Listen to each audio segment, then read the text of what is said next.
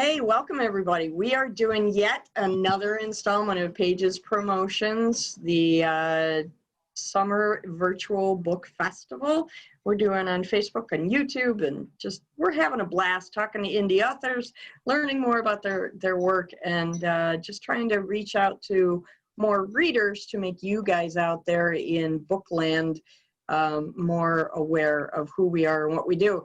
Today, we are featuring the amazing Ken MacGregor. I'm sorry. I keep wanting to make you Irish. I don't know why.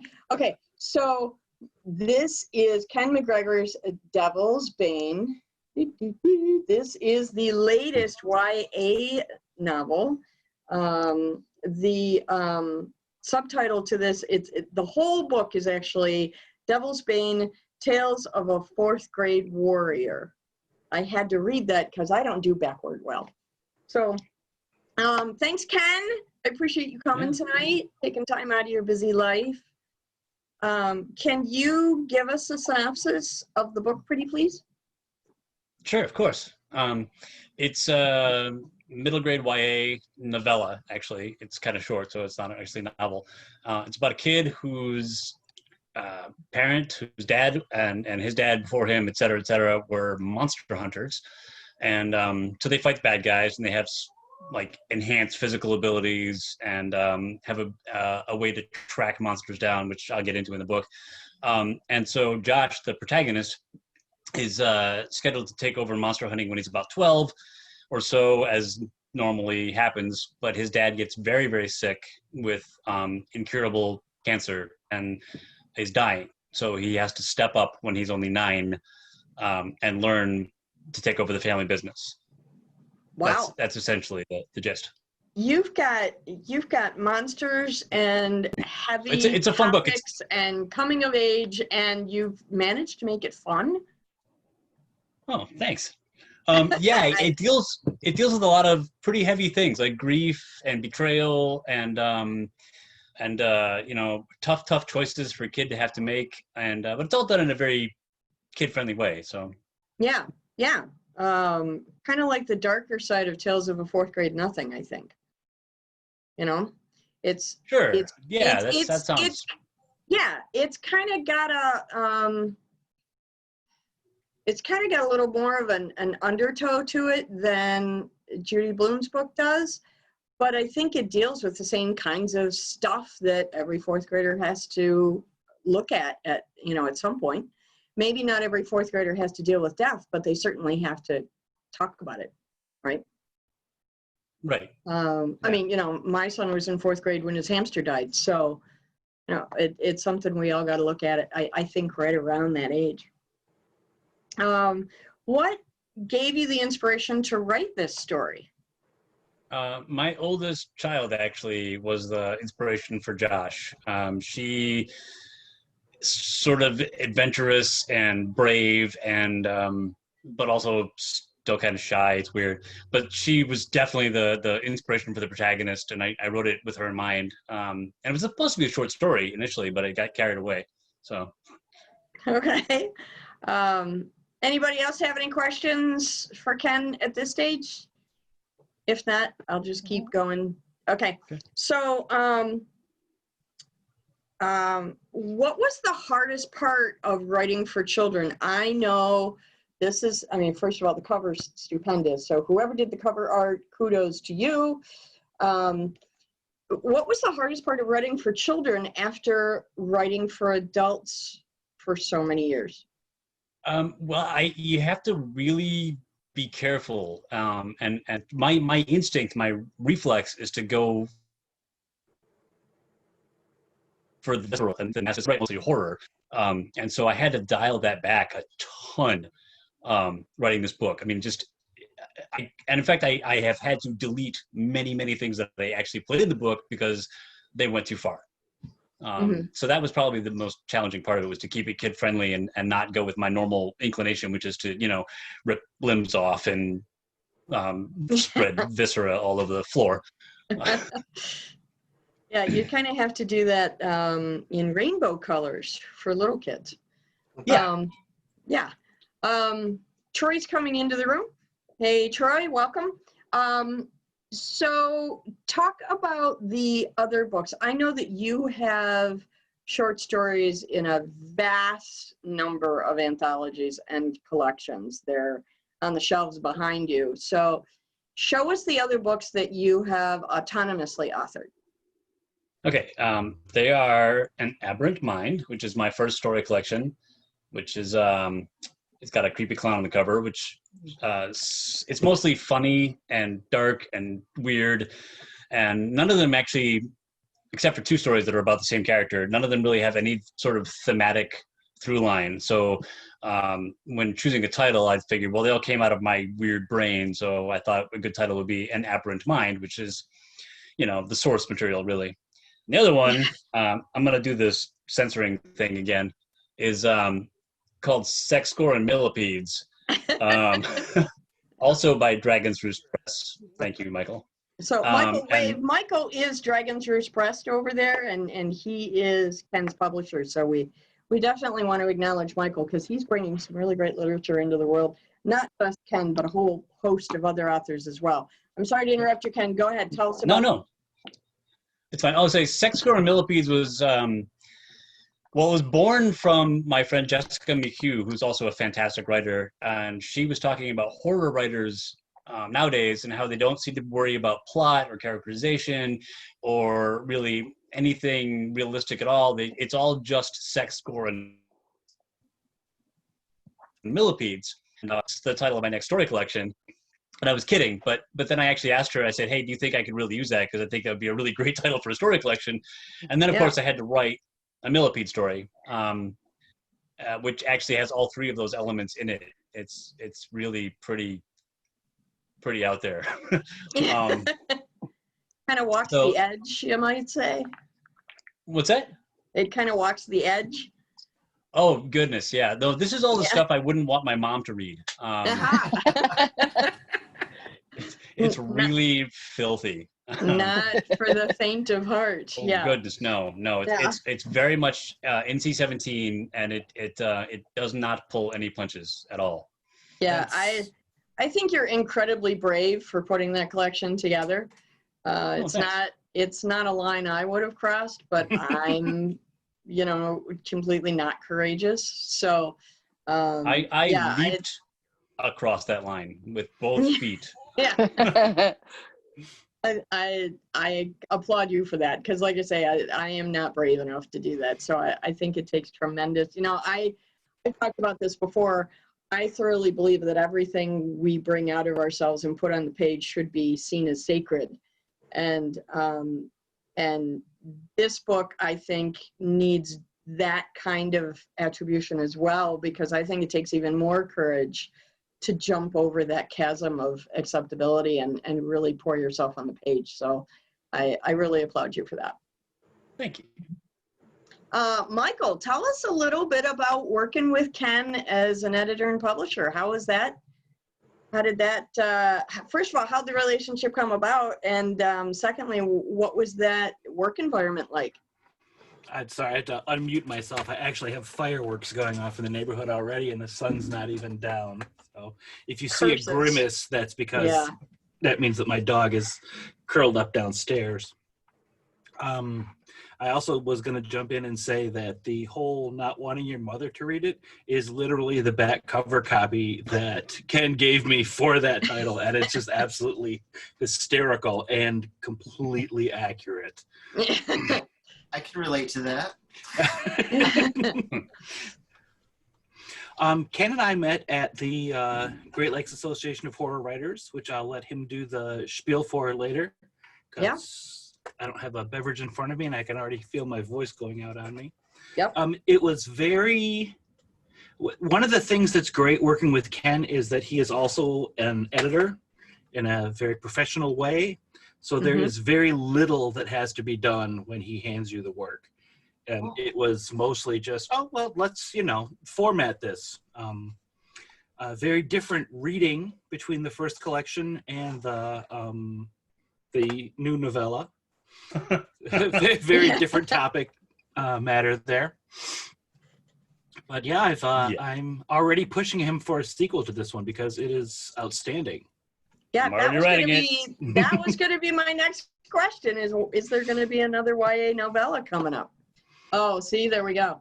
And you're jumping the gun all over the place. You're answering questions before I can ask them. Oh my God. All right, I'll shut up. Sorry. Oh, sorry. So let's jump right into it. You're working on the novella sequel. Do you see this as a duology? Do you see this as a series? Do you see it as a trilogy? How do you see this world opening up? Well, I'm not good at planning ahead. So right now it's definitely going to be 2 books because I'm already 60 pages into the second one. I read everything longhand these days. So I don't know the word count off the top of my head, but it averages about 200 words per page, it seems to, when I translate it into typed. So yeah, I guess so. I do know it's like 120,000. That's not right. That's all right. Anyway, We don't do math. We don't do math. Right. No. So when I mentioned to Michael that I was writing the sequel to this one, he said, "Oh, good. I was planning to do a trilogy." So I was like, "Oh, okay. I guess so." But I'm having a lot of fun with this second one. Actually, it's a little darker than the first one because Josh is another year older and he has been put through the ringer in the first story. So he's having some issues with like anger and frustration, and he's put up against some tougher foes. So it's really interesting to write him as maturing a little bit and getting a little darker, a little grimmer, which I will pull him back from because he's the hero, and I can't let him get all super dark where he becomes evil because, nobody would buy the book at that point. They'd be really angry with me, and I would not be able to write a third one. The 4th and 5th graders in your readership would absolutely love you if you made your hero turn evil. I mean, that's what they all wish for, right? They want the superhero evil powers, don't they? Well, sure. I mean, and Josh has the power already, but it's the embracing the darkness part of it that's the challenge for this book. Like the first book, the biggest challenge he had was dealing with the fact that his father was dying, and the demon, the main antagonist, says to him, "I can save your dad, but you have to give up who you are. You can't be a monster hunter anymore. You have to relinquish all of this stuff and just be a normal kid." And so he has to deal with this struggle, this conflict throughout the whole book of, what do I do? Until, I don't want to give too much away, but. Right. No. I think it's really cool that you're introducing a conflict like that, that deals with identity, because kids at that age are already struggling with identity. So I think it's great that you introduce that into the fiction. Anybody else have questions for Ken before I steamroll everybody again? Kate, go ahead. I will always put my hand up.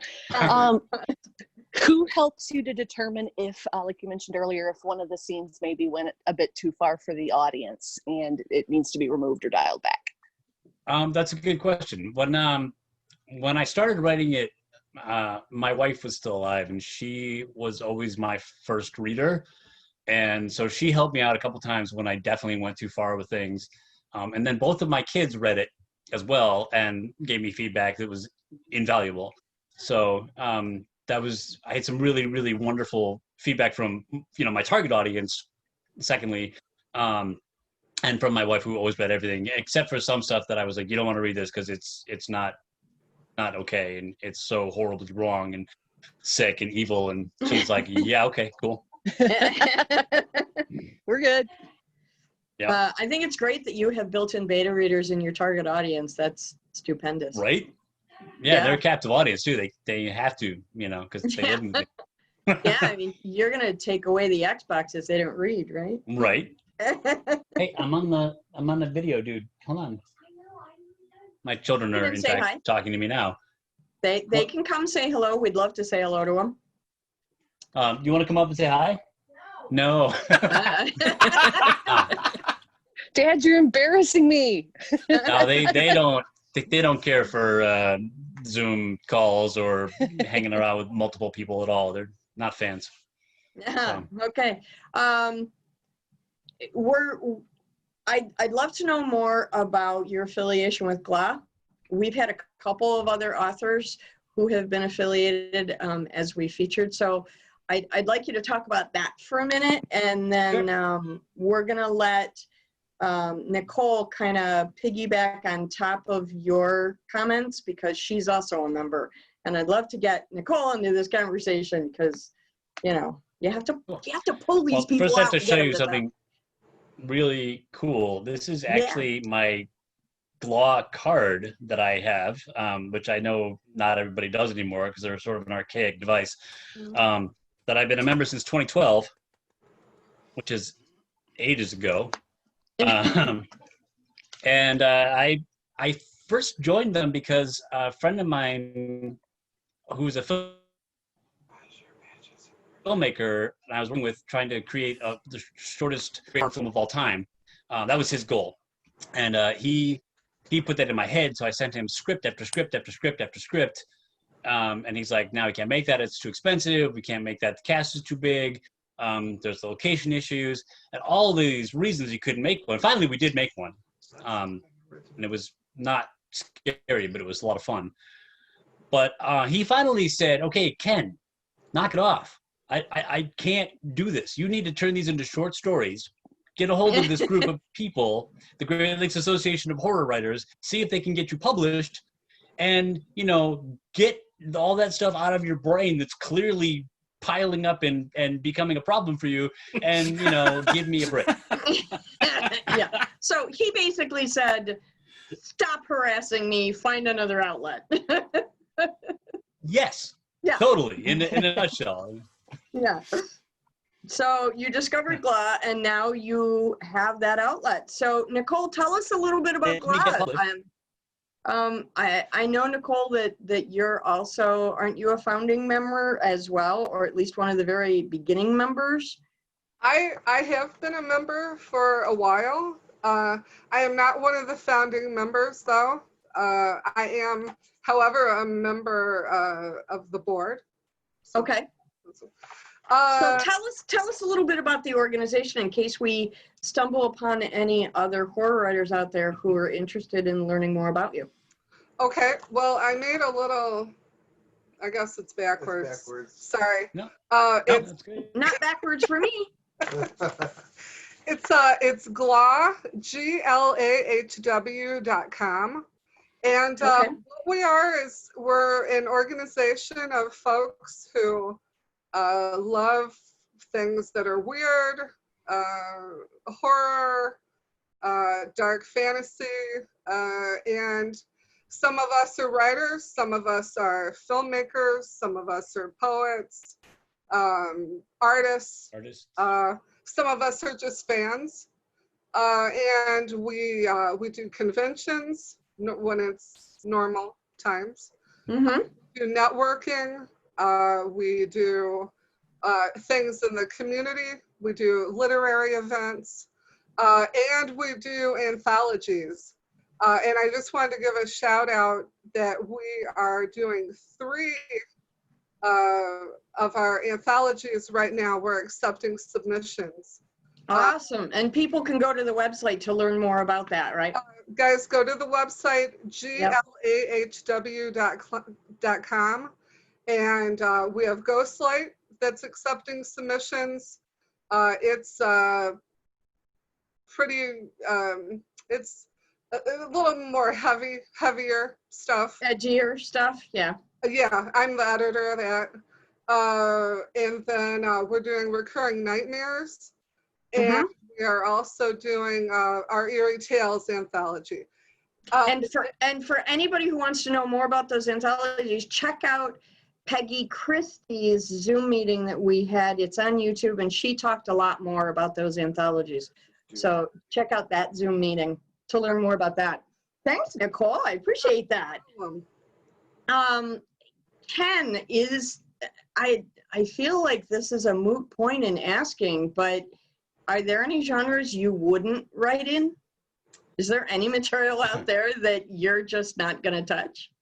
That's a very flattering question because it implies that I'm incredibly diverse, which, I mean, I guess I mostly love speculative fiction. I love SF and fantasy and horror. I've written, oh man, I've written so much stuff. I really just write whatever occurs to me, and I don't try to think about what I'm creating in terms of genre or markets or who might want to read it. I just want to tell the story I want to tell, and That still wouldn't work with it. however it comes. So probably not. Although I'm not a huge fan of romance. Okay. Nothing wrong with the genre. I mean, I know that a lot of people who love it and it's great. It's just not my thing. It's so I don't think I would write it. Also, if I tried to write romance, it would probably get really filthy really fast because that's how I roll. Okay, then. And then there would So- probably be people dying because that's also how I roll. Yeah. So, fall in love, a bunch of erotica, and then tons of really graphic death. I mean, Yeah. Michael, I go have ahead, a story that's a perfect example of that in Sex, GORE Millipedes called, well, I can't tell you the title because this is a family friendly. That's right. Thank you for censoring yourself. I appreciate that. No problem. Michael Hey, seems like you were Ken. going to ask a question. Go, Ken. Yeah. Go, Mike. Hey, Ken, since you stopped pestering people with screenplays and started writing short stories, how many things have you had on Amazon? Because I know you just looked this up the other day. Yeah, I as of this pre-order that just hit like day before yesterday, I have 77 titles on Amazon now. Wow. Wow. So Holy I'm moly. really proud of that. Wow. Yeah, that's stupendous. Oh my gosh. Yeah, I mean, can't most even- of them are anthos and things with other writers, which is I'm really excited about. But there are 3 of them that are just me. They're all mine, and then the 4th one is coming. I don't have a date yet, but it's coming really, really soon. That my first novel that I co-wrote with my friend Kerry Lipp, and it's coming out. I don't know when, but the publisher just told us that it's almost ready to go. It's almost formatted. It's like just the last few pieces are being put into place, and it's going to be out there in the world. So tell us about it. What is this project? It's called HEADCASE, and it's named after the title character Johnny Headcase, who is an aging bounty hunter. I'll give you the elevator pitch. He's an aging bounty hunter who's still super tough. His best friend is a wisecracking werewolf who's basically indestructible, and they are teamed up with a half-human, half-succubus warrior and a tantric sex witch who's also an inventor, and those are the good guys. So Swell. Okay. So this It's one's insane. YA too, right? no. This is another one that's frequently NC-17 throughout the book, but it's like a buddy cop movie with demons and monsters and vampires, and there's a lot of sex, there's a lot of violence, there's a lot of profanity, there's a lot of laughs. It is one of the most fun things I have ever had to write, and or most fun I've had writing. It's a blast. So you're co-writing this. Yeah. Tell me about that process. What's that like, co-writing with someone? And there's a very big difference between contributing to an anthology and actually co-writing a book. Huge. So Yeah. tell me about what that process is to co-write. I know Kate has co-written in the past as well. So, but she's in a different genre. She does spy thrillers. So tell me about what your process is like to co-write. Okay, this is actually a fun story because before, but it was because I used to go out and look for anthos that were seeking submissions, and I would just write to as many of them as I could, and hopefully build some momentum and get some money and some recognition and some money. And I found this one that was the concept was that you should try to co-write a story with somebody that you've never met in person, but you only knew through social media. And I thought that was just a cool idea, and I sort of looked through my contacts, and I knew this guy, Kerry. He and I had both been in a couple different anthologies together. I like the way he writes. I think he's funny. He seems like a pretty cool guy. So I reached out to him and I said, hey, I found this thing. Do you want to do it with me? And he said, well, I've never written anything with anybody. And I said, neither have I, but what the heck, right? So he says, okay, what do you got? And so I had the story that I had started, and I wasn't sure where to go with it. But it was about a guy who wakes up physically dead, and his body starts decomposing, but he's still very much aware and acute and mentally alive. And it's about what happens with his family and how they react, and his friend who's a doctor comes over, and there's all this stuff, and a lot of it's really slapsticky funny as he starts to become this shambling corpse that's still walking around. But it's also really gruesome. And we had a blast writing this thing. And we ended up selling it to somebody else who actually paid money instead of this antho that it came from, the idea came from. And so I contacted Kerry again. And I said, hey, that was really fun. Do you want to do it again? And he said, sure, what do you got? And so I sent him this scene I'd written with this guy, Johnny HEADCASE, where he's interrogating like a punk teenager. And it was just a couple pages long. And Kerry's like, I love this guy. He's amazing. So he wrote a scene, then I wrote a scene, and then he wrote a scene. And we were going to do this short story thing and submit it someplace, but we just kept writing and writing and writing. And it kept going and going and going. And then at some point, we were like, this is 52,000 words long. We just wrote a book. Holy crap. And so we sold it. And unfortunately, that publisher at the last minute turned it down again because they were worried that they couldn't market it well, which is a reasonable thing for them to worry about. But so we were sort of back at square one, although we had a nicely edited finished product. And so we shopped it around a couple other places, and finally LVP Publications out of Washington State picked it up. And I edit for them, full disclosure. And it's coming out like any day. That's so cool. Congratulations. Tell me you. about the nuts and bolts. You're a longhand analog writer. How did you guys do the back and forth? I wasn't then, actually. I wrote everything. I typed everything up until I started actually writing Devil's Bane. Devil's Bane was the first time I had done that because I was experimenting. I wanted to see if I could write something just longhand. And that was when I started writing Devil's Bane was that idea was that I thought it'd be interesting to see which part of my brain was activated when I was using a pen versus using a keyboard. And I enjoyed the process so much writing my first drafts longhand that I've stuck to it pretty much for everything else. The only thing I type on the computer now are essays that I write for Horror Tree. And I usually just like knock out a page or two for them and send it off. And I think they're probably getting tired of my crap because I just send them, whatever's on my mind at the moment. Oh, look, there's another one. Right.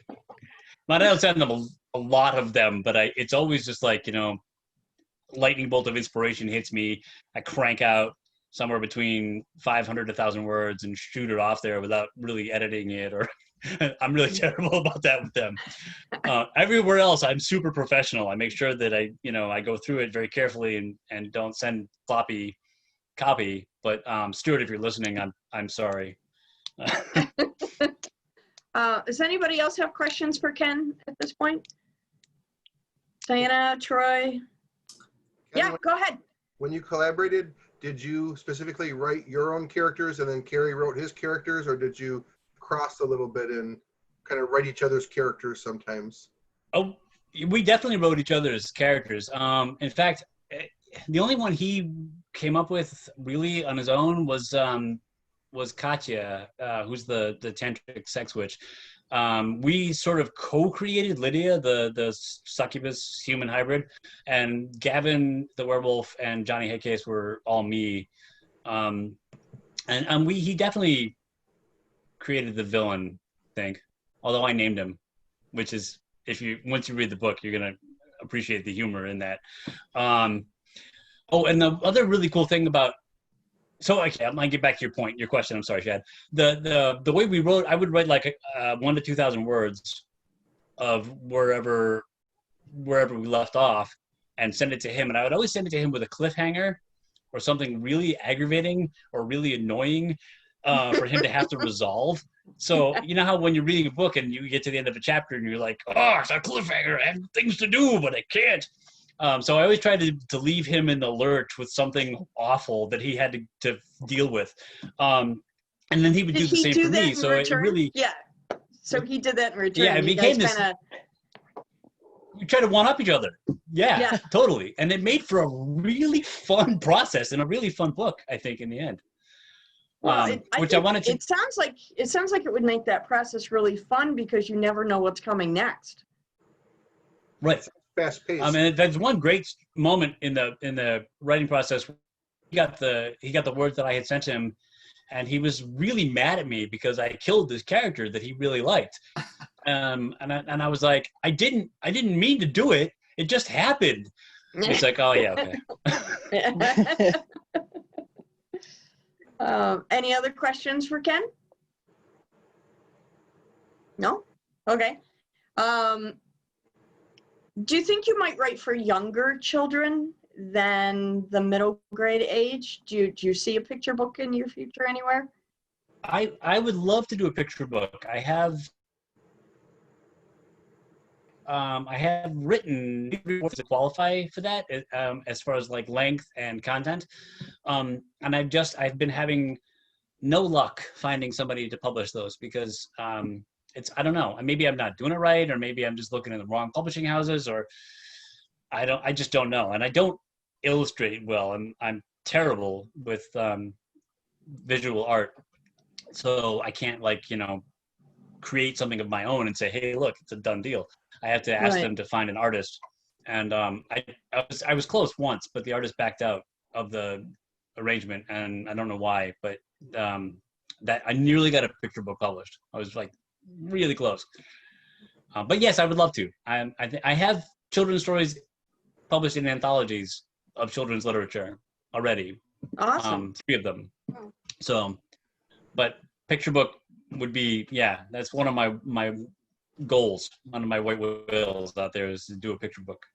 So, that's very, very cool. For sure. Very cool. Thanks. Do you have any kind of a promotion going for Devil's Bane this month that we can talk about?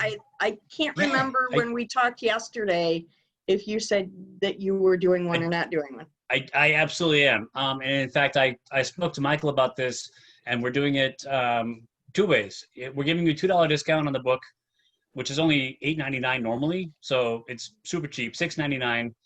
And you have 2 methods you can do to that discount to the end of June. You can either go to the big evil corporate monster with the letter A and get it there, or you can go to barnesandnoble.com and get it there for $6.99, or you can send me a message directly and I will sign it and mail it to you at that price. I actually have a stack of copies right next to me. I will bring them over and show them to you because they're so pretty. And that you'd be happy to send you a signed copy at that discounted rate. And after the end of June, I would be happy to send you a signed copy at the normal rate too, because I love doing that. I love connecting with readers and absolutely, and personalizing it. It's fun. Yeah, and that's why we do festivals every year, right? Because we want to connect with readers. Yeah. Yep. Yeah, that's the fun part for us. So does anybody have any other questions? I hate dominating these conversations. I would love it if you guys had stuff that tickled your brains. He answered pretty much everything that I was wondering. Oh, come on, Kate, you're my go-to. Come on. No, he's that good. Oh, my audio is going. He stumped me. Okay, so one question that we actually talked about with some other authors was the strangest or most unusual source and end result of research. So the strangest or most unusual place you get your research, and then what was the oddest result from that research? Huh. Come That's on, you've got 77 titles. You must have done research at some point. Oh no, of course I did. I did a lot of research for this book, for Devil's Bane.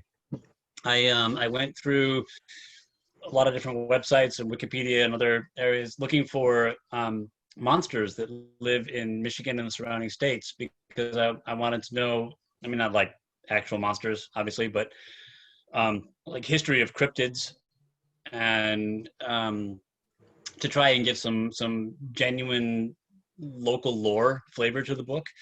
And so I really found some really great stuff, and I'm actually doing that for the sequel too. I found some bizarre animals that, because part of it takes place in Toledo, Ohio, and some really interesting monsters in Toledo, in the Ohio area that I was unaware of until very recently. But I think you're always constantly doing research. You're always looking things up, and like little weird details, like Vertigulo, which I didn't know the name of until I had to research it for a story. It's the mottled pigmentation in people who have some pale skin and some darker skin, and I needed that for a story because that's in GORE Millipedes too. It's a weird one. It's called Dangerous Balls. I can say that one without being too risque. Awesome. Okay. So yeah, I mean, it's a constant thing. Yeah, I mean, even though we write fiction, you still have to make sure that it's as close to real life as you can get, because we have that oppressive requirement that what we write has to at least sound plausible.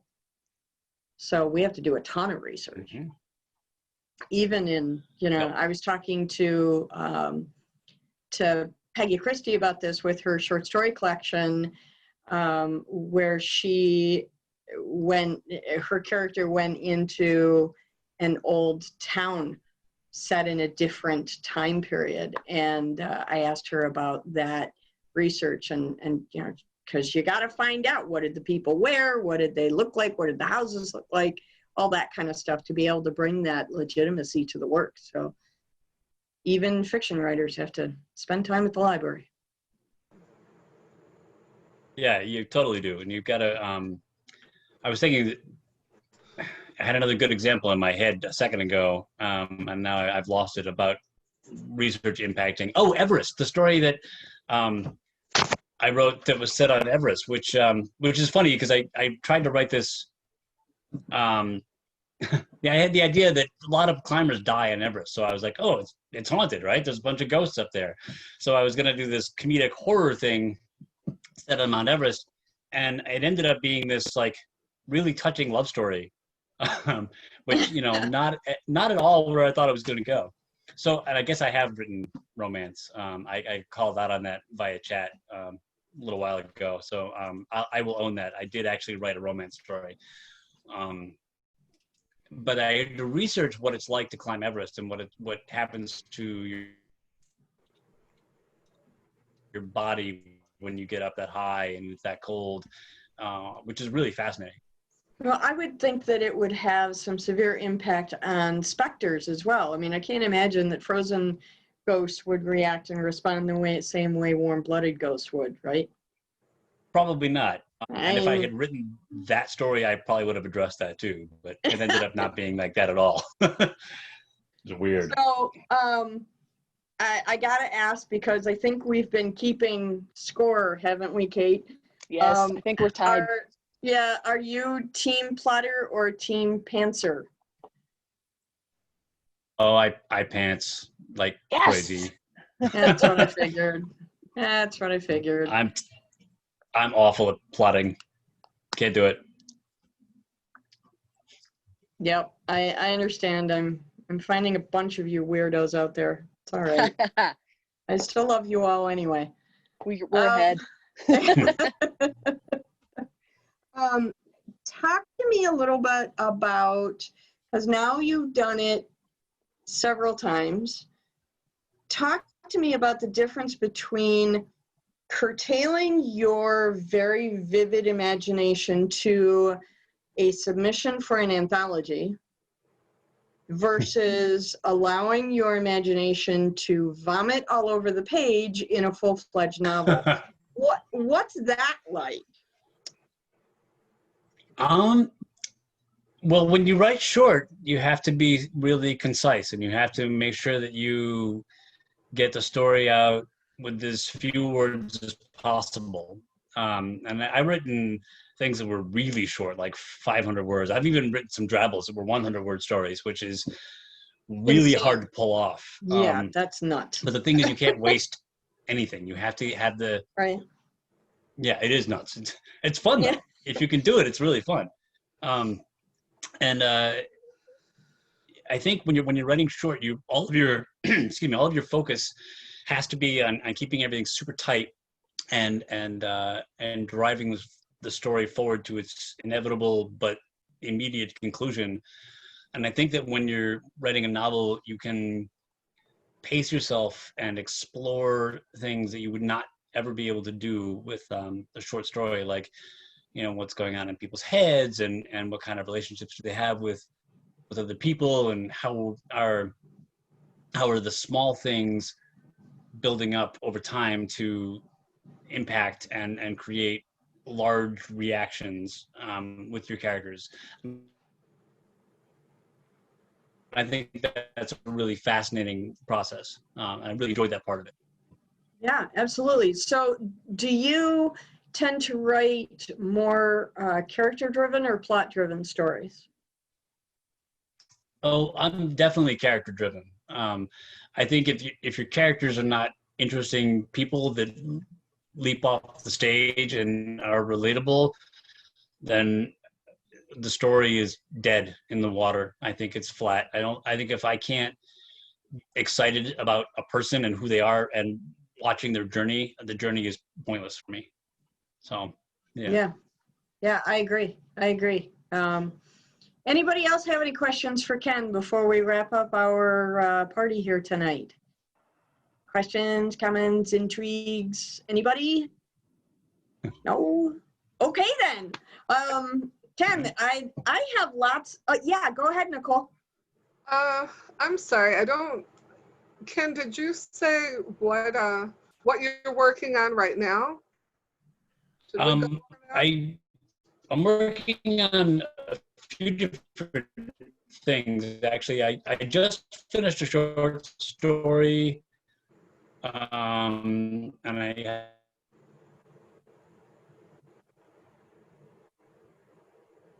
been here yet, but it's exciting.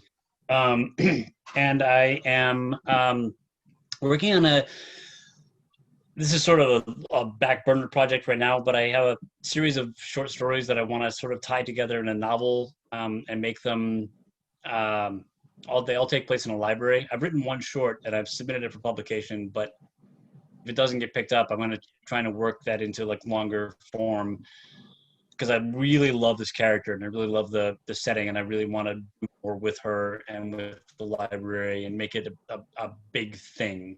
So I'm working on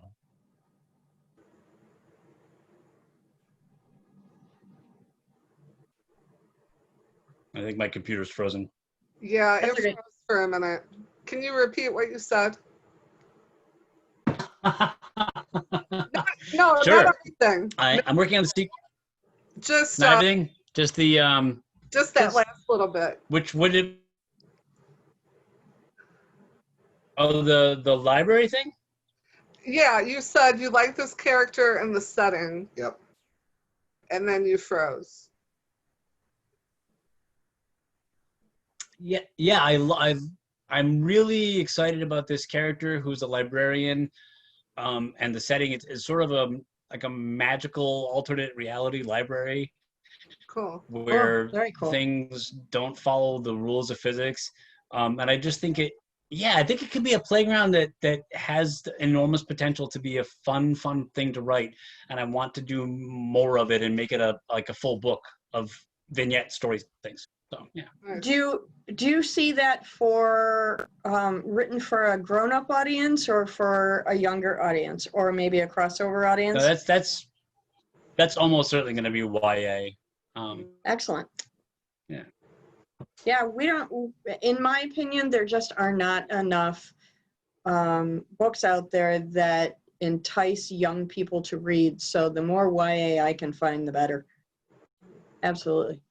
And you deal with I agree. such fun subjects, so even more betterer, if that's not proper English. No.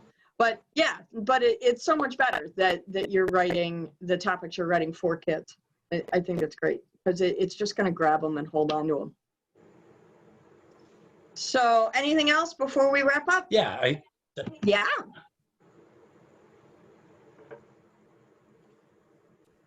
Oh no. There's a monster in the machine, Ken. Heck. Okay. My computer's so, not cooperating very well. Here we are. This is Devil's Bane. This is Ken's latest book, the YA. I'm getting some glare. There we go. Ken, try, if you might, one more time before we sign off, tell people about the special that you're running and how they can reach you. Yep, absolutely. Right now, both my publisher and I are offering a $2 discount off of the book, which normally retails for $8.99. So you can get it for $6.99 at any of the online outlets, or you can contact me directly and I will mail you a signed copy of it for $6.99 until the end of June. And how can they get you? Through a website, through Facebook, through email? How can they find you?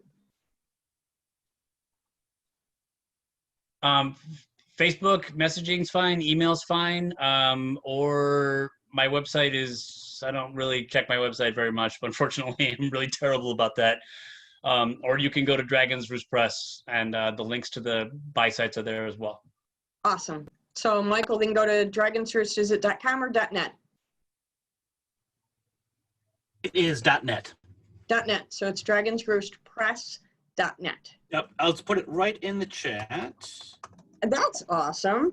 And if for those of you who want to know, if you see a little dragon typing on a keyboard, you've gone to the right place. So, Yeah, it looks like this. Yeah, there you go. See, Michael knows how to do the technology thing. Yeah.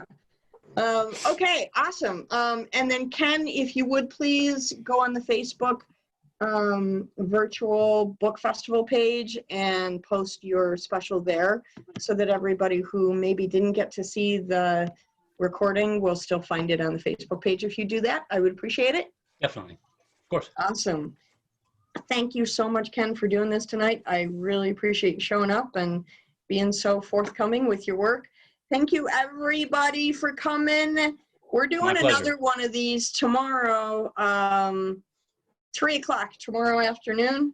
We're going to talk to T.L. Shively, so come on by and be part of that. And again, we're doing this for the rest of the month. We're giving away prizes. We're just having a blast. So find us on Facebook at 2020 Virtual Book Festival. Find us through pagespromotions.com.